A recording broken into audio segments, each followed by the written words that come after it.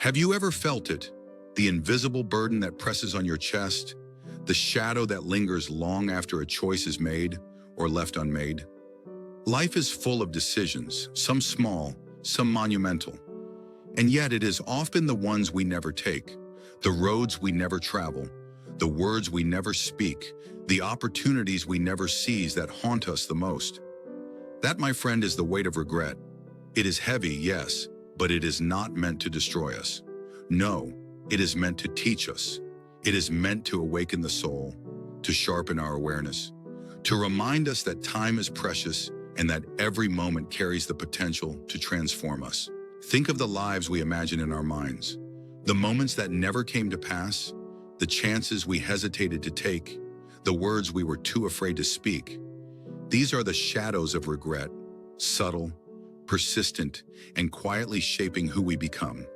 And yet, if we listen carefully, if we dare to confront these shadows, we may find clarity.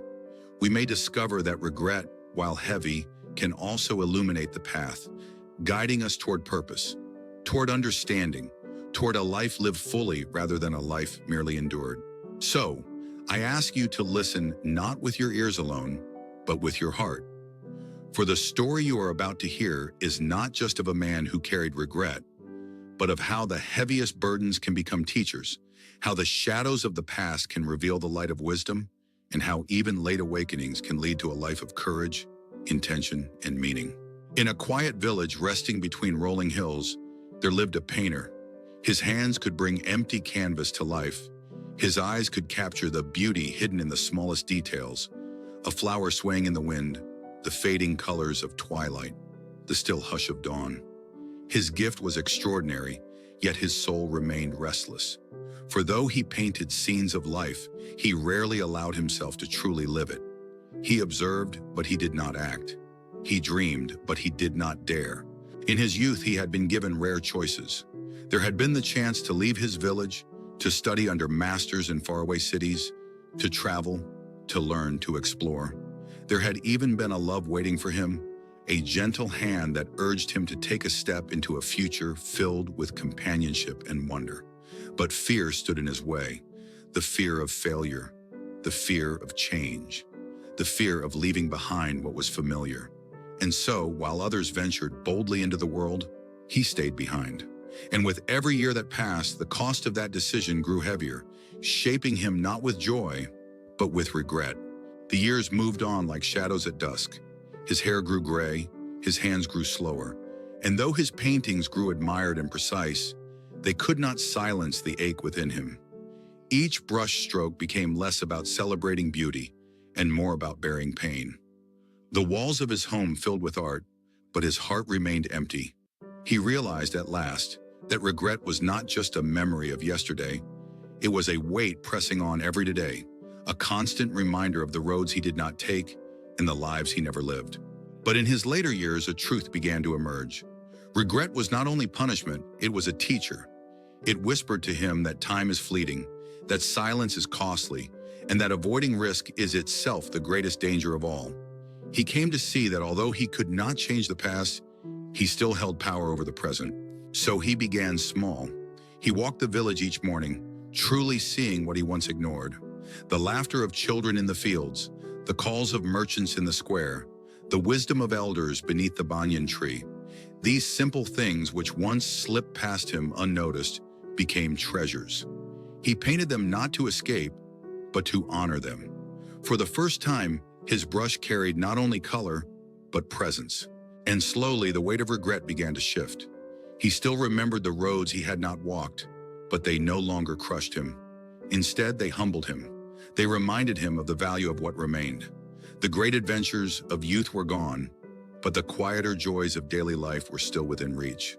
By embracing them, he found a peace he had long believed lost. He grew older still, but his spirit awakened. He painted not to escape his regrets, but to embrace his life. And though the weight of regret never left him entirely, it changed. It was no longer a chain binding him to sorrow. It became a compass, pointing him toward wisdom, urging him to live with intention, and reminding him always of the fragile, fleeting gift of the present. And so, the story of this man is not only about sorrow, but about transformation. Each of us carries regrets. Some are small, like fleeting shadows, and some are vast, stretching across the years of our lives. A word left unsaid, a dream left unpursued, a love left unexpressed, a chance we let slip through our fingers. These moments cling to us, whispering in quiet hours, reminding us of paths never taken. And too often we believe regret exists only to wound us, to weigh us down with grief. But regret, when understood, is not only pain, it is a mirror. It shows us what truly matters. The burden of regret, though heavy, can sharpen the way we live. It is like a compass pointing us away from what we once neglected, urging us to cherish what is here and now. It reminds us that what truly matters is not the time we have lost, but the time still within our reach. It tells us that even though we cannot return to the past, we can always walk differently into the future. Regret is not a prison unless we allow it to be. Too many people bury it beneath distraction, silence, or denial. They tell themselves the past does not matter, but in doing so, they lose the wisdom regret can bring. To listen to regret is to open a door to clarity. It is to acknowledge that we are fragile, that we are imperfect, but that imperfection is not the end. Regret does not mock us. It teaches us. It strips away illusion and forces us to face truth. It shows us not only what we missed, but what we value. When we accept this, something extraordinary happens. Regret no longer remains only as pain. It becomes a guide. It calls us to speak where once we were silent, to act where once we hesitated, to embrace opportunities rather than let them drift past. It teaches us that life is made not of endless tomorrows, but of fleeting todays. Each moment, no matter how ordinary, carries within it the chance to begin again. And so I say, do not fear your regrets. Do not run from them or bury them beneath endless noise. Sit with them.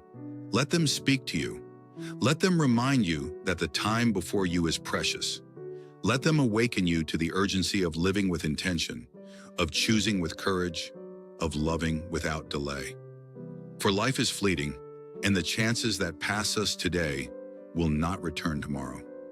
To carry regret is human, but to transform regret into wisdom, that is the beginning of freedom. Remember this, we cannot rewrite the roads behind us, but we can shape the road ahead.